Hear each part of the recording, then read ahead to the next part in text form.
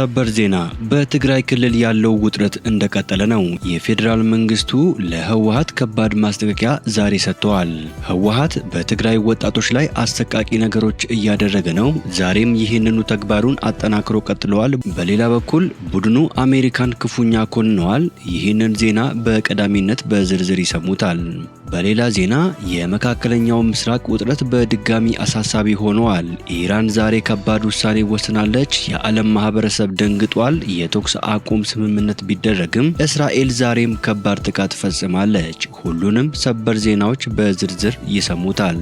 ሰላም ጤና ይስጥልኝ ውድ ተመልካቾቻችን፣ የሰዓቱን የተመራረጡ ሰበር ዜናዎች ይዤ ቀርብ ያለው አብራችሁን ቆዩ። በቀጣይ ፈጣንና እውነተኛ ሰበር መረጃዎችን በፍጥነት ለመከታተል ቻናሉን ሰብስክራይብ በማድረግ የዶል ምልክቷን በመጫን አሁኑኑ ቤተሰብ ይሁኑ። ይህንን ቪዲዮ ደግሞ ላይክ በማድረግ ቤተሰብነታችሁን አጠናክሩ። አሁን ዜናዎቹን በዝርዝር ወደ እናንተ አደርሳለሁ። እስከ ቪዲዮ መጨረሻ አብራችሁን ቆዩ።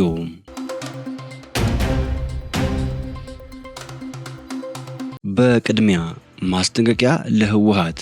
በሰሜን ኢትዮጵያ አዲስ ግጭት ሊቀሰቀስ ይችላል ሲሉ የውጭ ጉዳይ ሚኒስቴሩ ዶክተር ጌዲዮን ጢሞቴዎስ አስጠነቀቁ። ከሰሞኑ በሀገር እንግሊዝ በተደረገ አንድ ስብሰባ ላይ የተሳተፉት ሚኒስቴሩ ህወሓት ላይ ብርቱ ትችት ሰንዝረዋል።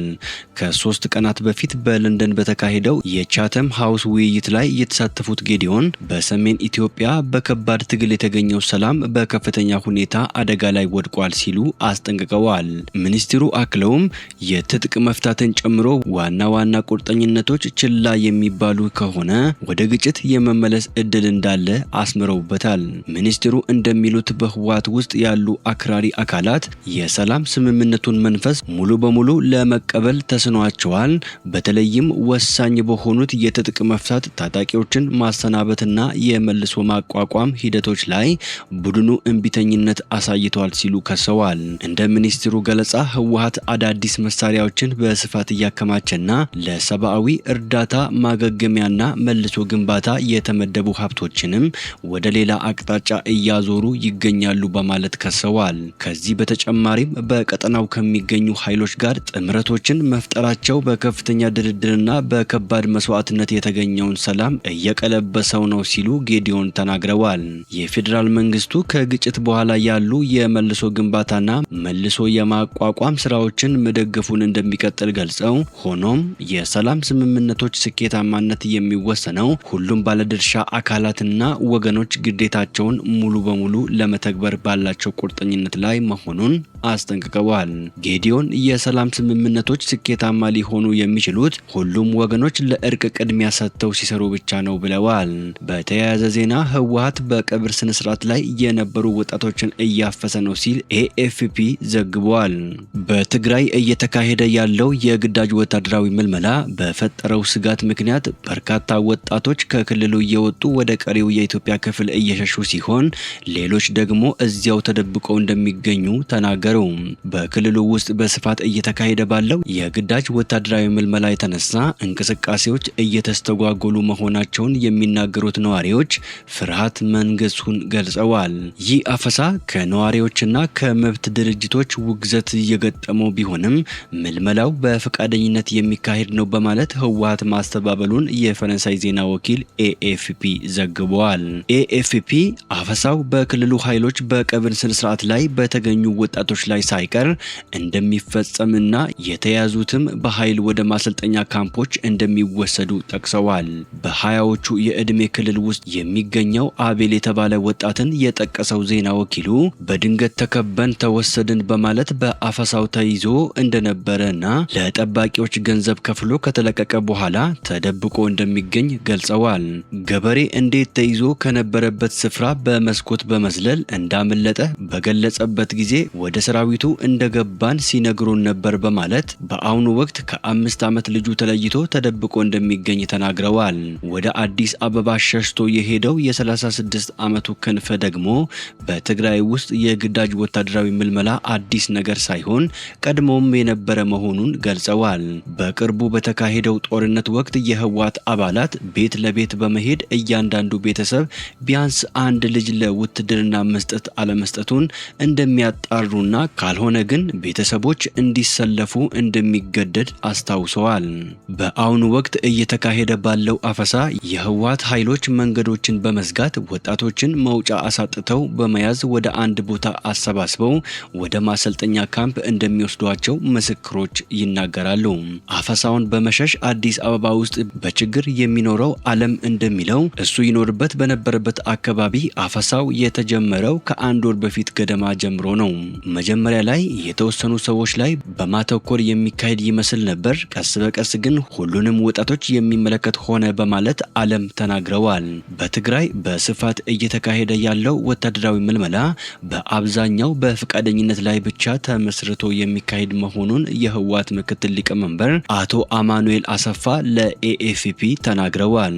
ነገር ግን ሁሉም የትግራይ ተወላጅ ግዛቱን ከህልውና ስጋት መከላከል ስላለበት ልዩ ሁኔታዎች አሉ በማለት የግዳጅ ምልመላው እንዳለ በተዘዋዋሪ ገልጸዋል። ላለፉት ወራት በትግራይ ውስጥ እየተካሄደ ያለውን የግዳጅ ወታደራዊ ምልመላን በተመለከተ የፌዴራል መንግስቱ እስካሁን በይፋ ያለው ነገር የለም። በተያያዘ ዜና የአሜሪካ መንግስት በፓርቲው አመራሮች ላይ የጣለው የቪዛ ገደብ ያልተሟላና ሚዛናዊነት የጎደለው ግምገማ ላይ የተመሰረተ ነው ሲል የህዝባዊ ወያኔ ሓርነት ትግራይ ህወሓት ማዕከላዊ ኮሚቴ ሰኔ 12 ቀን 2018 ዓመተ ምህረት ባወጣው ይፋዊ መግለጫ ክፉኛ ኮንነዋል። ህወሓት ባወጣው መግለጫ የአሜሪካ መንግስት በጣለው የቪዛ ገደብ ላይ ያለውን ከፍተኛ ቅሬታ ገልጸዋል።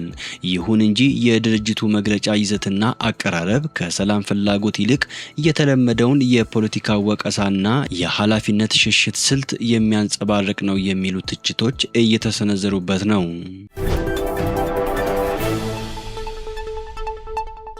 ወደ ዓለም አቀፍ ሰበር ዜናዎች ስንሸጋገር የኢራን አብዮታዊ ዘብ የሆርሙዝ ወሽመጥን በመዝጋት መርከቦችን አስጠነቀቀ። የኢራን ማዕከላዊ ወታደራዊ እዝ እስራኤል በደቡብ ሊባኖስ የምትፈጽመው ጥቃት ከአሜሪካ ጋር የተደረሰውን ስምምነት የሚጥስ በመሆኑ የሆርሙዝ ወሽመጥን መዝጋቱን አስታወቀ።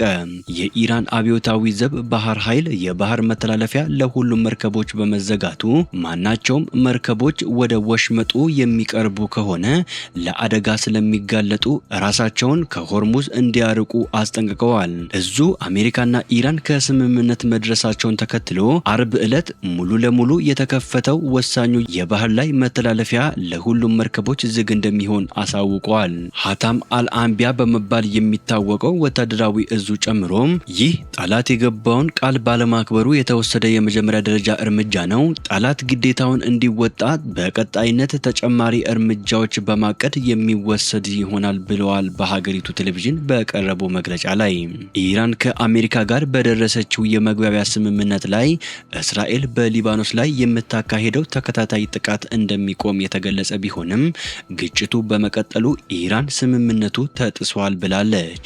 የሆርሙዝ ወሽመጥ እንዲዘጋ በኢራን የተላለፈው ውሳኔ እስራኤል በደቡባዊ ሊባኖስ እየፈጸመችው ነው ባለችው የጭካኔ ጭፍጨፋና ማፈናቀል አለመቆሙ ምክንያት መሆኑ ተጠቅሰዋል።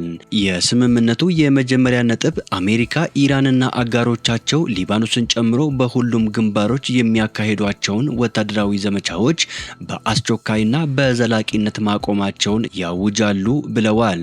የኢራን ወታደራዊ እዝ ጨምሮም የእስራኤል ኃይሎች ከደቡባዊ ሊባኖስ አለመውጣታቸው ለሆርሙዝ ወሽመጥ መዘጋት ሌላኛው ምክንያት መሆኑን አመላክተዋል። እስራኤልና ሄዝቦላ አርብ ዕለት ተኩስ ለማቆም መስማማታቸው ቢዘገብም ግጭቱ አሁንም እንደቀጠለ ሲሆን ኢራንና አሜሪካ ለቀጣይ ድርድር ስዊዘርላንድ ውስጥ ይገናኛሉ ተብሎ እየተጠበቀ ነው። በተያያዘ የተኩስ አቁም ስምምነት ለማድረግ የተለያዩ ጥረቶች እየተደረጉ ቢሆንም እስራኤል በሊባኖስ ላይ የምታደርገውን የቦምብ ጥቃት አጠናክራ ቀጥላለች። በዚህም ከማለዳው ጀምሮ በተለያዩ የሊባኖስ ግዛቶች በተፈጸሙ ተከታታይ ጥቃቶች ቢያንስ 32 ሰዎች መገደላቸው ታውቋል። የሊባኖስ ብሔራዊ የዜና ወኪል እንዳስታወቀው በምዕራብ ቤካ አካባቢ ሶሆሞር በተባለችው ስፍራ እስራኤል በአንድ መኖሪያ ቤት ላይ ባደረሰችው የድንገተኛ የአየር ጥቃት በውስጡ የነበሩ 4 የአንድ ቤተሰብ አባላት ሕይወታቸው ሲያልፍ አንድ ሰው ላይ ጉዳት ደርሰዋል። በተጨማሪም የሊባኖስ ጤናና ድንገተኛ አደጋ ኦፕሬሽን ማዕከል እንዳረጋገጠው በሲዶን አውራጃ ስር በምትገኘው ቃናሪት ላይ እስራኤል በፈጸመችው ሌላ ጥቃት በመጀመሪያ ደረጃ የወጣ መረጃ እንደሚያሳየው ቢያንስ 7 ሰዎች ሲገደሉ ሌሎች 13 ሰዎች ላይ ደግሞ የመቁሰል አደጋ ደርሰዋል። በሌላ በኩል የኢራን መገናኛ ብዙሃን እንደዘገቡት አሜሪካ በጊዜያዊ ስምምነቱ መሰረት የገባቸውን ግዴታ እንድትወጣ ለመጠየቅ አንድ የልዑካን ቡድን ወደ ስዊዘርላንድ ይጓዛል። የፋርስ ዜና ወኪል የኢራን የውጭ ጉዳይ ሚኒስቴር ቃል አቀባይን ጠቅሶ እንደዘገበው በስዊዘርላንድ ቆይታችን ሌላኛው ወገን የገባውን ቃል እንዲያከብር ግፊት ለማድረግና ግዴታቸውን እንዴት ለመወጣት እንዳቀዱ ማብራሪያ ለመጠየቅ አስበናል ብለዋል። የልዑካን ቡድኑ በጥቂት ደቂቃዎች ውስጥ ወደ ስዊዘርላንድ ጉዞውን እንደሚጀምር የምህር ዜና ወኪል ዘግበዋል። ቃል አቀባዩ አክለውም አሜሪካ ግዴታዎቿን በተግባር ለማዋል ፈቃደኛ ካልሆነች ኢራን አስፈላጊውን አጸፋዊ እርምጃ እንደምትወስድ አስጠንቅቀዋል። ውድ ተመልካቾቻችን የሰዓቱን የተመራረጡ ሰበር ዜናዎች ወደ እናንተ ያደረስኳቸው ናቸው። ከሰዓታት በኋላ በሌላ ሰበር ዜናዎች እስከምንገናኝ በያላችሁበት የዓለም ዳርቻ ቸር ቆዩልን። ሰላም ለዓለማችን ይሁን።